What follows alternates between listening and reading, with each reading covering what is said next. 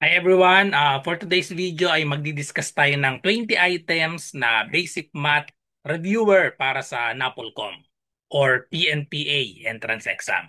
Okay? Sagutan natin, may 20 items tayo. So bawat slide, i-post nyo po at try nyo sagutan. Okay, so number 1, when you divide 0.7 by 10, you will get. So, simpleng division lang ito ng decimal. So, divide 0.7 by 10. So, ang divisor natin ay 10. So, divide lang natin manually 0.7 divided by 10. Okay, so pag nagdi-divide tayo ng decimal, so itong decimal, dividend natin decimal, ang divisor whole number. So, wala nang problema dito. Itong decimal, tapat lang natin. So, lagay yung 0 dito. 7 divided by 10, hindi pwede, no? So, lagyan natin ng 0 dito, tapos add tayo ng 0 dito. And then 70 divided by 10, that is equal to 7. 7 times 10 is 70. Subtract natin, so 0 na siya. So, therefore, ang answer na natin, tapos na yan, 0.07, which is letter B. Okay? Next number, number 2. The least prime number is. So, ano daw yung, pag sinabi nating prime number, ang factor ng prime number, so ang factors ng prime number ay 1 and itself. 1 and itself lang, walang ibang factor. So, ano daw yung pinakamababa? The least prime number is, so hindi kasama ang 0 tsaka yung 1 sa prime number. Okay? So, ang least prime number ay 2. Okay? Kasi ang factors ng 2 ay dalawa lang, 2 and 1. 2 and 1. Okay? So factors dapat niya 1 and itself. Okay? So ito na yon, 2, itself, and then 1. Kaya ang least prime number ay 2. Okay, so next, number 3. Find the missing number in the series. So series tayo, 60 naging 59, naging 57, naging 54, naging 50. So malinaw naman na lumiliit. So kunin natin ano yung difference nila. 60 naging 59, subtract tayo ng 1. 59 naging 57, nag-subtract tayo ng 2. 57 naging 54, nag-subtract tayo ng 3. 54 naging 50, nag-subtract tayo ng 4. So ibig sabihin yung sinasubtract pala, palaki ng palaki. 1, 2, 3, 4. So ang susunod na isasubtract natin ay 5. So 50 minus 5, the next number is 45, letter A. Number 4, so division, 5, 6 divided by 5 over 9. So ang rule natin kapag nagdi-divide tayo ng fraction, yung KCF, anong ibig sabihin niyan? Yung K ay keep, etong C ay change, tapos ito namang F ay flip. Okay, so yan lang yung rule natin. Keep the first fraction, 5 over 6. Change the division to multiplication. And then flip. Baligtarin natin ito. Okay, so pag baligtarin lang natin ito, 5 over 9 magiging 9 over 5. Tapos pwede na tayong mag-cancellation law dito. So tingin tayo sa numerators, 5 tsaka 9. Saan pwedeng i-divide? Madi-divide ba yung 5 sa 6 or sa 5? So pwedeng ma-cancel out na lang itong 5 sa numerator tsaka 5 sa denominator. Tapos natira na lang 9 at 6. Baliwala na yung 5. 1 na lang kasi yan. So baliwala na yan. So 9 at 6 pwedeng i-divide parehas sa 3. So i-divide natin parehas sa 3. Pag dinivide parehas sa 3, 9 divided by 3, magiging 3. And then 6 divided by 3, magiging 2. So therefore, the answer is letter D, 3 over 2. Number 5, the number whose 20% is 100 is. Okay. So yung number daw, the number whose 20% is 100. Ibig sabihin niyan, 20% of what number? 20% of what number is equal to is 100. Pag tin-translate natin sa equation yan, word by word, translate natin. 20%, so we have 20, or in decimal, pwede tayong gumamit ng fraction, pwedeng decimal. Kapag fraction, ang 20%, ibig sabihin 20 over 100. Kapag decimal naman, pwedeng gawin nating 0.20 or 0.2. So, fraction na lang ang gagamitin ko, 20 over 100 yung 20%. Ang off, ibig sabihin niyan ay multiplication. What number? Ito yung hinahanap natin. Lagyan natin ng n. Ang ibig sabihin ng is ay equal sign, and then we have 100. Now, solve the value of n. So, para ma-solve natin tong value ng n, ang gagawin natin, imumultiply lang natin both sides by the reciprocal netong 20 over 100. So magiging 100 divided by 20. So 100 divided by 20. Para makancel yung 20, makancel din yung 100. So matitira n na lang. Simplify natin 100 divided by 20, 5 na lang po ito. And then multiply natin 100 times 5. That is equal to 500. So the correct answer is letter B, 500. Or another solution, pag decimal ang ginamit natin.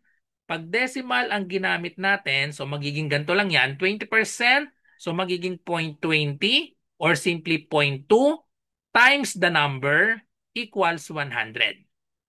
So para ma-solve yung n, divide lang natin both sides by 0.2. So same answer po yan, cancel yung 0.2, n na lang ang matitira. Pag nag-divide na to, ang gagawin natin, gawing whole number itong 0.2, move ng isa, move din ng isa, so magiging 1,000 divided by 2. Na madali ng i-mental, hatiin sa dalawa yung 1,000, the answer is 500. Okay, so yung isa decimal, yung isa fraction. Same answer. Number 6, the total number of even prime numbers is, so ilan daw yung even prime numbers? So yung even prime numbers nagsisimula yan sa 2. 2, 3, 5, 7, 11, 13. Ano sumunod sa 13? Hindi kasama yung 15, 17. Ayan, and so on. So the total number of even prime numbers. Isa lang yung even na prime number. Ito lang, 2 lang. Wala nang ibang even number na prime bukod dito sa 2. So therefore, the answer is letter B, 1. Lahat ng prime numbers dapat ay odd numbers. Kasi kapag even number, may factor na yun na 2. Okay? So next, number 7. Mr. and Mrs. Sajjad have 7 daughters. Each daughter has 1 brother. What is the total number of persons in the family? So parang logic question lang ito. So Mr. and Mrs. Sajjad, so bilangin natin, dalawa na sila. Meron daw silang 7 daughters. So 2 plus 7 na agad. And then each daughter has 1 brother. So yung each daughter has 1 brother, ibig sabihin yan, meron tayong 7 na daughters. Ayan, so sulat natin, 7 na daughters. 1, 2, 3, 4, 5, 6, 7. Tapos yung brother dito, isa lang yung brother dito. Each daughter has 1 brother. Siyempre, yung brother nitong first daughter ay ito 'yon. Yung brother ng second daughter, siya rin yun. Yung third, siya pa rin. So, ibig sabihin yung brother, isa lang. So, therefore, ang total number of persons in the family, 2 plus 7 plus 1 equals 10.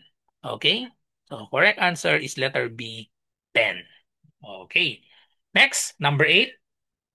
If 5 cars are parked bumper to bumper, how many bumpers are touching each other? So, 5 cars daw, bumper to bumper, how many bumpers? How many bumpers are touching each other? So, pag nag-draw tayo ng 5 car dito, so yan, bilisan lang na drawing. Bumper to bumper, no? So, ano sila? Yan, 2, 3, 4, ayan, 5. So, kunwari yan yung car. Bilangin natin yung nagta-touch bumper to bumper. Ayan, bumper to bumper daw yung mga car. So ilan ang bilang nito? Ang bilang dito ay 2. Ito yung first car, second car, third, fourth, tsaka fifth. So dalawa to, bumper to bumper. So dito, bumper to bumper, edi dalawa din. And then we have bumper to bumper dito. So dalawa din yung bumper dito na nagta-touch. Tapos dito, bumper to bumper, dalawa din. So ilan yung total? 4 na to, edi 8 lang yung total ng bumper to bumper. Okay? So next, number 9.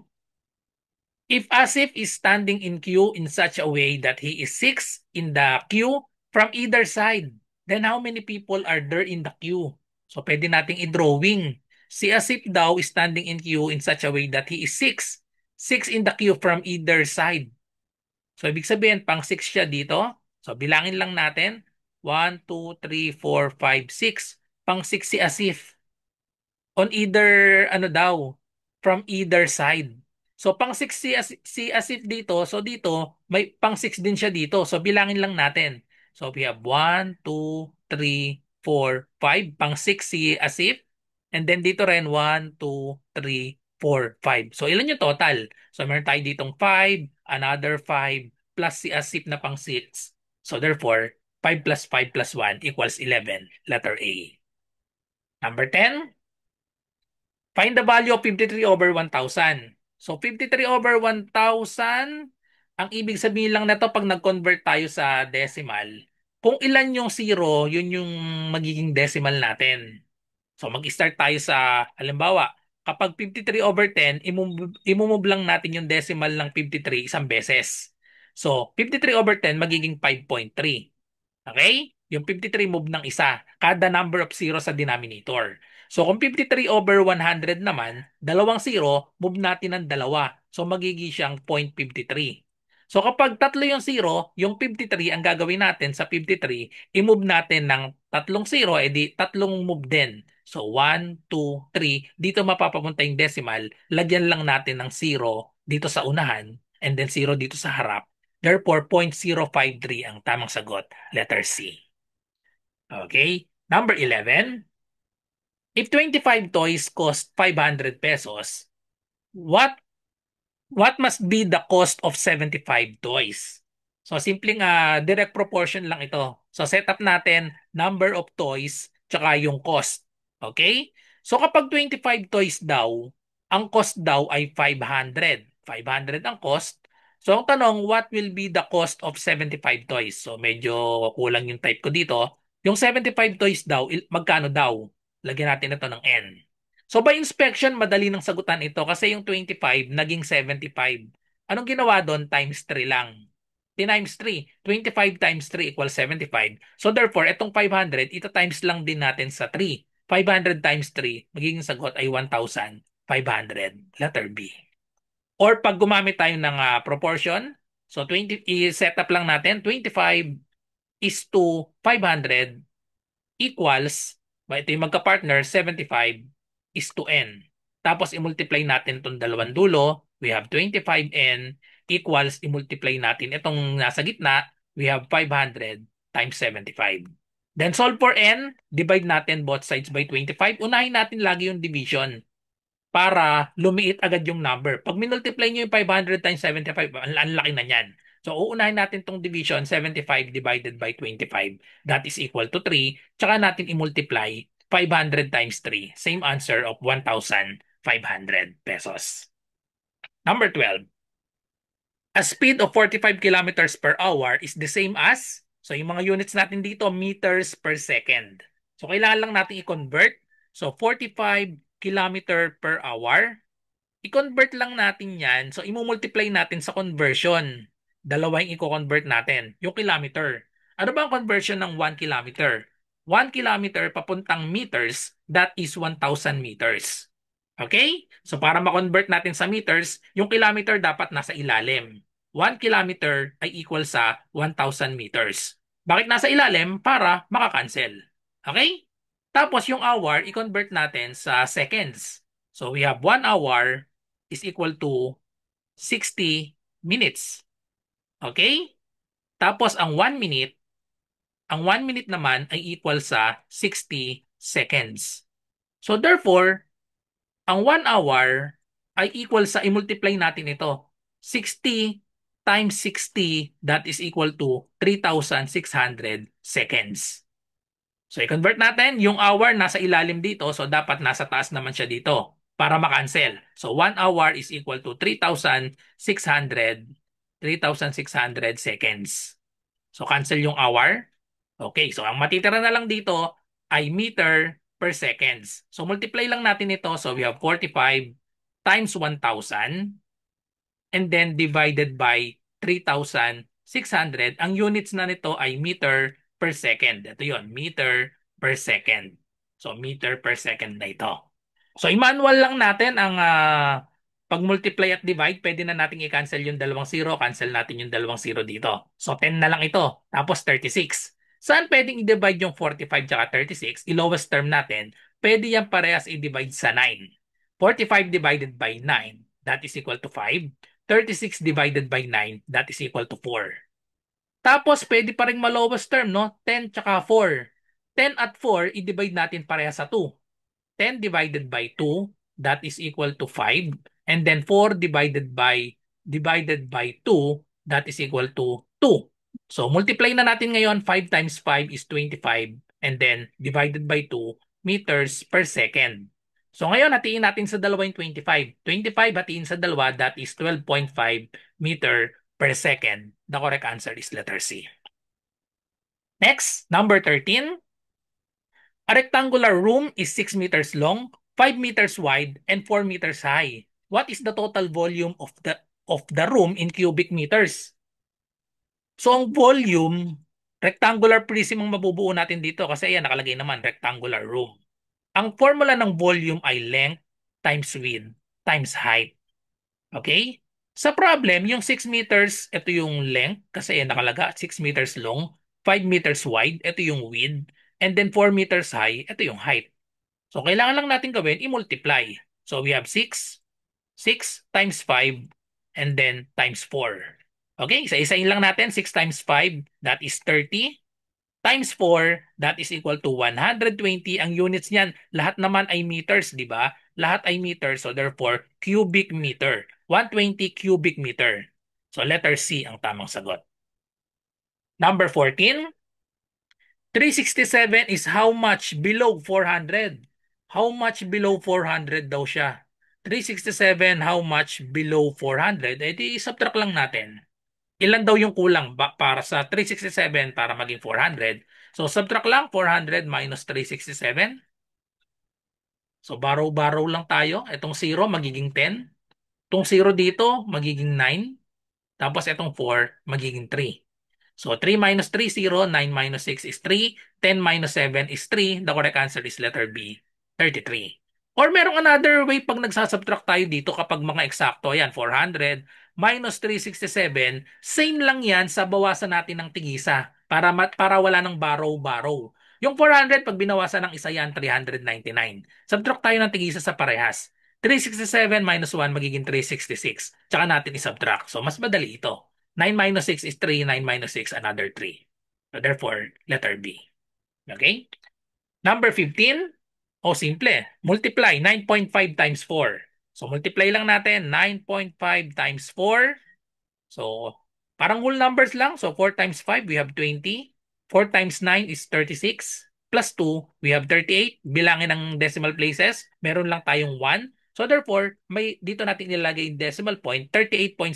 Siyempre, pag 0 lang yan, 38 lang din yan. Letter C ang tamang sagot.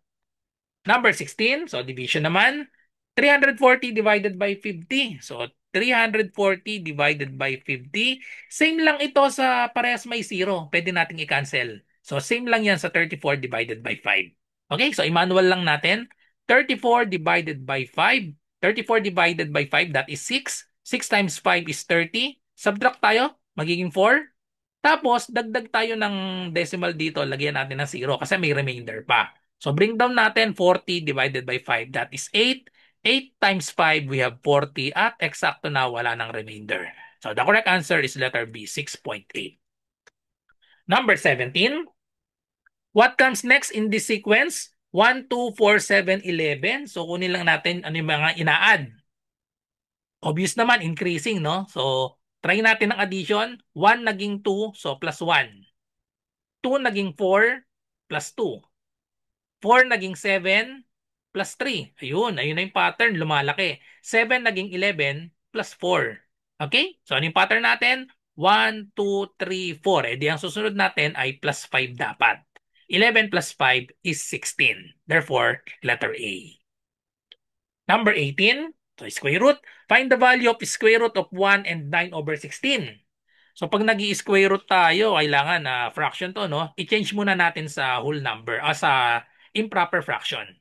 So change to improper fraction, minumultiply lang po yan. 16 times 1 is 16. Tapos i-add natin itong numerator, 16 plus 9 is equal to 25. Just copy the denominator, 16. Okay? Tapos pwede nating i-distribute atong square root. Distribute natin yung square root sa numerator at denominator. Equal lang yan sa square root of 25 squared over square root of 25 over square root of 16. Tapos perfect square ang 25 at 16.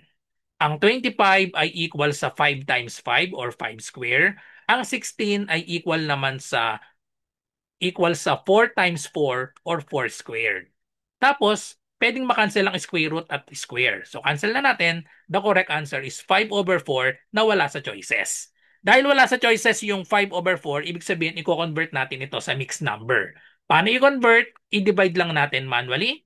5 divided by 4, that is 1. 1 times 4 is 4. Subtract natin, we have 1. So therefore, itong 1, ito yung whole number, 1. Yung remainder, ito naman yung bagong fraction.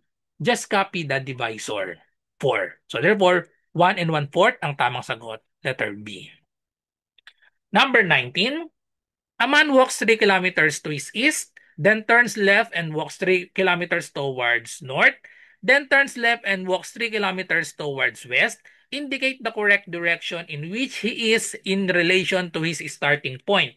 I-drawing lang natin. Ito yung starting point. A man walks 3 kilometers to his east. So, saan ba papunta yung east? Di ba? Ito yung direction natin. North, south, ito yung east, ito yung west. Ito yung starting point, naglakad siya ng 3 kilometers papuntang east. Okay? So 3 kilometers ito, papuntang east. Then turns left and walks 3 kilometers towards north. So 3 kilometers towards north, same distance nito. Ayan, so pagpalagay natin, kunwari, parehas yan ha. Ayan, so 3 kilometers din dito. So 3, nandito na siya. Then, turns left. So nag-turn left ulit siya, walks 3 kilometers towards west. So ito na siya. 3 kilometers din. So therefore, dito na siya. So ang tanong, indicate the correct direction in which he is in relation to his starting point. Ito yung starting point. So anong direction ito? Nandito siya sa taas. So therefore, kung ito yung starting point, papunta dito ay north ito. In relation to the starting point, papunta siya sa taas, edi syempre, north ang magiging sagot. Letter A. Number 20, last number. In 1 kilometer race, A beats B by 28 meters or 7 seconds. Find out the time taken by A to finish the race. So, distance formula ang gagamitin natin dito. Find out the time taken by A to finish the race. Pinahanap natin yung time. Time taken by A to finish the race. So, ano ba yung distance formula? Distance is equal to rate or speed times time. Okay? So given dito, yung distance natin 1 kilometer. So 1 kilometer race, A beats B. A beats B by 28 meters or 7 seconds. So ibig sabihin, ang speed ni A, speed of A ay equal sa ano yung distance 1 kilometer. So ang formula nga pala ng rate, ayan distance is equal to rate times time. Therefore, ang rate or yung speed, rate at speed, same lang yun distance over time. Tapos ang formula naman para sa time, ang formula para sa time ay distance over rate. Distance over rate. Okay? So yan yung tatlong formula. Kapag ang nawawala ay rate, tsaka pag nawawala ay time. Okay, so therefore, ang speed of A, yan yung rate, distance over time. So, ilet natin, hinahanap natin, find out the time taken by A. So, let T be the time. Time taken by A. So, time of A. Ayan. So, time of A to finish the race. So, speed of A, so we have ang distance ay 1 kilometer race. So, that is, i-convert natin in meters, that is 1,000 meters. 1,000 meters over yung rate. Okay? Or over yung time. Hindi natin alam yung time. Lagay na lang natin yung T. In seconds ito. Okay? So, yan magiging speed ni A. So, tapos, ano naman ang magiging speed ni B? Si B mas mabagal. Ang speed of B ay magiging, imbis na 1,000, in terms of T, magiging, ano siya, subtract natin ng 28. Kasi ang sabi, A beats B by 28 meters. By the time na natapos na si letter si A ng 1,000, si B ay 28 meters behind siya. So therefore, isubtract natin 28 minus 1,000 minus 28, that is 972 divided by T. Ayan. So yan yung speed ni A at speed ni B. Mas mabilis si A, 1,000 meter per, ano siya, ito per over T. Tapos 972 over T naman yung speed ni B. So ngayon, gamitin naman natin itong formula nitong time kasi ang sabi, A beats B by 28 meters or 7 seconds. So makakabuo tayo ng formula dito sa 7 seconds tsaka dito sa 28 meters. Yung 28 meters na natitira ni B, magagawa niya yon in 7 seconds. Okay? So gawa tayo ng formula dito. Ang distance ay magiging 28 meters. Ito yon. 28 meters. So gamit natin ito, yung time ay magiging 7 seconds. So 7 seconds is equal to, ang distance ay 28 meters over yung rate or speed ni B. Anong speed ni B? Ito yon, 972 over T. So ngayon, gamit itong equation na to, masosolve na natin itong T na hinahanap natin. Let T time of A to finish the race. So masosolve na natin itong T. So ang gawin lang natin, since lagyan natin ito ng over 1, pwede nating i-cross multiply. Yung 7 i-multiply natin dito. So dito sa buong term na ito. Tapos yung 1 i-multiply sa 28. Okay? So therefore, we have 7 multiply dito. So we have 7 times 972 over T. 972 over T equal siya sa 1 times 28. 28. Okay? So tapos, para mas mapadali, isolve natin itong T, i-cross multiply pa rin ulit natin. Lagyan natin ito ng over 1. Cross multiply natin. So magkakaroon tayo ng T times 28. So that is equal to 28T is equal to 7 times 972. Huwag muna natin i-multiply kasi baka mapaliit natin yung number. Okay, so last step, pwede na nating masolve si T. Divide natin both sides by 28. Divide both sides by 28. T na lang ang matitira. Tapos simplify natin ito. 7 times 972 over 28. Pwedeng ma-divide parehas yung 7 at 28 sa 7. So 7 divided by 7, 1 na lang ito. 28 divided by 7 ay 4. Ayun. So, i-divide na lang natin ito manually. 972 divided by 4. Yan ay yung magiging time. Time ni A. So, divide natin manually. 972 divided by 4. 9 divided by 4, we have 2. 2 times 4, we have 8. Subtract, we have 1. Bring down 7. 17 divided by 4 is... Sorry, 4 lang. 4 times 4, we have 16. Subtract, we have 1. Bring down 2. 12 divided by 4, we have 3. 3 times 4 is 12. Okay, so eksakto na 243. 243 seconds. Ang magiging time ni A to finish the race ay 243 seconds. So dahil wala yung 243 seconds sa choices, i-convert natin ito sa minutes. Ilang minutes ba yung 243 seconds? Ang 1 minute ay 60. So ang 60 seconds ay 1 minute. Okay? 1 minute yan. Doblehin natin, 120 ay 2 minutes. Isa pa, 180 ay 3 minutes. Isa pang 60, 240 ay 4 minutes. Okay, ayun, eksakto na. 240. So therefore, 240 ay 4 minutes and then may sobra pang 3 seconds. So therefore, the correct answer is 4 minutes and 3 seconds. Letter B, 4 minutes and 3 seconds ang time ni A to finish the race. So that's all. Thank you for watching. I hope may natutunan kayo sa video na ito. Kung meron po kayong math question, i-comment nyo lang or i-PM nyo ako sa aking messenger, RJ Enseñado. Ayan, nasa baba. Okay, RJ Enseñado. So bye-bye, good and God bless. Good luck po sa lahat na nagre-review.